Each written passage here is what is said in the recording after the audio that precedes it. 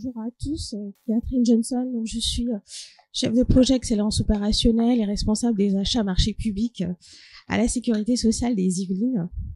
Ce que je vais vous dire aujourd'hui, c'est que le sujet d'aujourd'hui m'intéresse beaucoup parce que je suis justement en face de clients internes qui me demandent toujours plus, qui me disent ça va pas bien, vous faites pas bien votre travail, etc.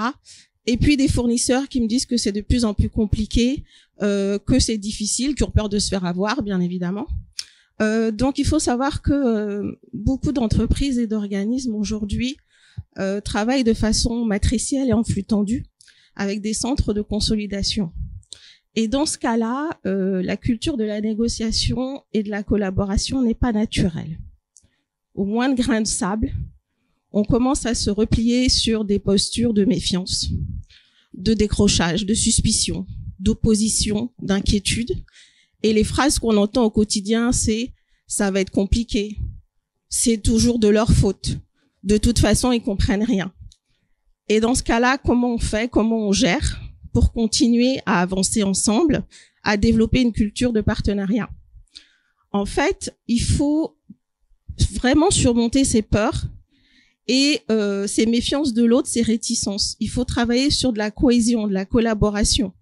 Il faut se dire, on est plus fort ensemble. On a tous à y gagner. On travaille main dans la main. On remet en cause notre modèle. C'est ce qui est le plus important et c'est ce qui va nous guider vers plus de participation, de détachement, de confiance en l'autre. Le partenariat, c'est vraiment quelque chose, comme disait Mokhtar tout à l'heure, c'est vraiment du gagnant-gagnant dans le cerveau. Et c'est vrai que je fais le lien avec ce dont tu parlais au début, François. C'est vraiment à l'intérieur de soi qu'il faut se changer avant de pouvoir avoir un vrai partenariat avec ses clients et ses fournisseurs. Et je vais passer le relais à Eric, qui va vous présenter comment est-ce qu'on va travailler ça aujourd'hui en atelier. Oui, donc on va tous se mettre en groupe. Donc on va se réunir autour des différents paperboards pour pouvoir donc partager ensemble et réfléchir donc à la problématique posée, qui est donc comment faire pour construire un partenariat gagnant-gagnant entre des clients et des fournisseurs, ou en interservice, casser les silos, etc., etc. Hein. Voilà, donc on va vous laisser, on va tous travailler ensemble là-dessus, et notamment, qu'est-ce que c'est qu'un partenariat gagnant-gagnant? Ce que disait François tout à l'heure, c'est qu'effectivement, on peut pas se passer de ça. Et donc, quelles sont les approches pour cela? Quelles sont les précautions à prendre? Comment est-ce qu'on peut convaincre les autres? Donc, ce que disait Monsieur Ben Belkacem tout à l'heure rentre là-dedans. Et puis, IFCO oblige. Comment est-ce que l'excellence opérationnelle pourrait aider donc à ça? Voilà. Donc, s'il vous plaît, on se retrouve donc autour des paperboards. Si jamais on est un peu trop, on essaiera de démultiplier encore les points de travail, quoi. Voilà. Donc 4 paperboards. On essaye de mélanger des membres de l'IFCO, donc externes, pour alimenter aussi sur les outils d'excellence que les étudiants peuvent de moins connaître. On a jusqu'à 10h35. C'est parti, à 10h35, on fait une restitution de 1 à 2 minutes par groupe. Donc il y a juste quelqu'un qui parle.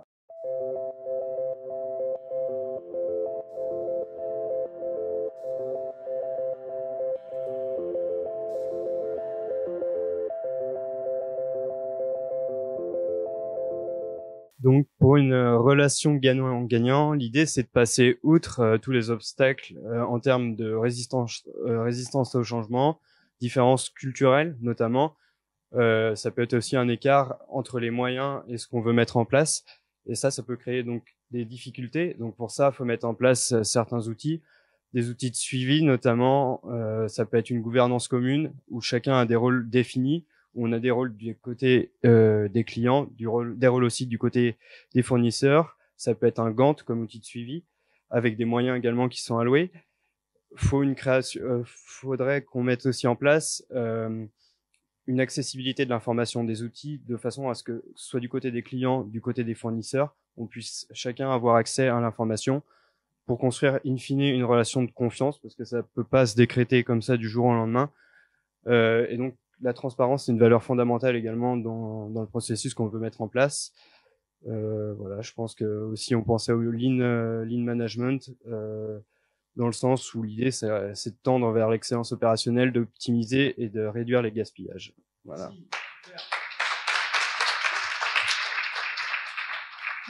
Bon, alors pour notre cas, notre point de départ était un projet auquel j'avais participé chez Lafarge. C'était le centre de services partagés de Lafarge. Et c'était un projet qui permet justement d'externaliser toutes les activités des filiales.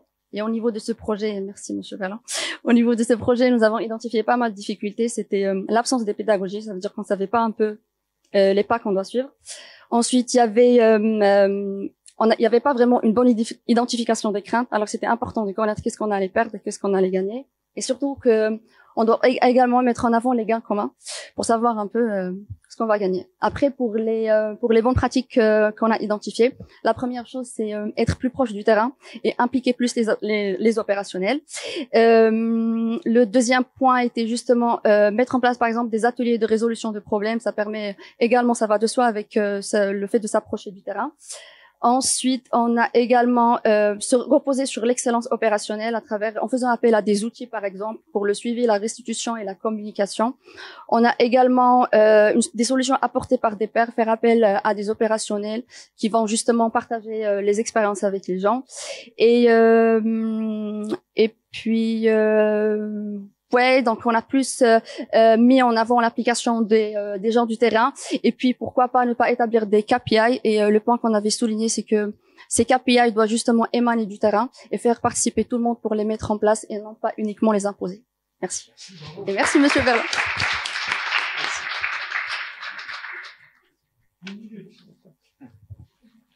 Alors nous, on a décidé d'échanger en termes de difficultés, notamment sur la communication, sur les problèmes qui sont liés du coup à ça. Et donc ces problèmes de communication, souvent ils sont dus à des jargons qui sont différents entre les équipes qui sont parfois plus techniques et les équipes plus business. Et donc ça peut entraîner finalement un manque de motivation ensuite au niveau des équipes. Et donc en termes de bonnes pratiques, nous ce qu'on a vraiment voulu mettre en œuvre, c'était se baser sur une transformation dans la communication, changer l'appellation par exemple justement comme on l'a dit un peu plus tôt sur le client fournisseur pour passer vers une logique partenariale. C'est pouvoir permettre aux gens de se rencontrer, de briser la glace, par exemple les équipes des différents services puissent se rencontrer autour d'un déjeuner, autour d'un vie ma vie ou d'une présence sur le terrain tout simplement. Aussi mettre en place d'une manière sur le plus long terme des OBIA, donc c'est-à-dire des lieux où on peut échanger, où on peut se rencontrer, échanger sur les difficultés également qu'on peut rencontrer aux différents niveaux. Et d'une manière beaucoup plus simple, c'est organiser des petites réunions inter-équipes où on va pouvoir échanger en fait sur tout simplement les souhaits que nous on est prêt que l'on désire des autres équipes et ce qu'on est prêt à faire pour les autres équipes. Merci.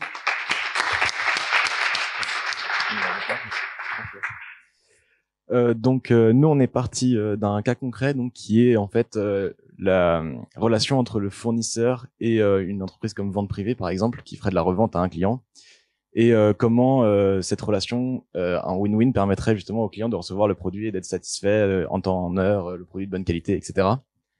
Donc dans les difficultés rencontrées, on a déjà vu que par exemple je commande un produit et il n'arrive pas. Je commande un produit, il arrive, il est défectueux. Il arrive une semaine en retard, 3 semaines en retard. Tous ces phénomènes en fait causeraient des dégâts à l'image donc de vente privée ou d'une autre boîte et aussi à l'image du fournisseur. Donc pour résoudre ces problèmes et les bonnes pratiques qu'il faudrait adopter, il faut par exemple, comme on l'a déjà dit, mettre en place des KPI et aussi une très bonne communication à la fois en interne et avec son fournisseur pour que le fournisseur ait toutes les informations précises, claires, que la demande soit réalisable et que l'entreprise en soit consciente. Et aussi que le service à l'intérieur de vente privée sache en fait quelle est la demande et qu'elle est aboutie. Je suis désolé. Oui, si la mise en place d'un tracking à la fois pour vente privée et à la fois pour le client. Et donc voilà, en fait, le respect de ces bonnes pratiques permettrait donc aux fournisseurs d'être référencés plus longtemps et d'avoir un partenariat durable avec une entreprise comme vente privée, et à vente privée de garder son image et au final le consommateur d'être satisfait.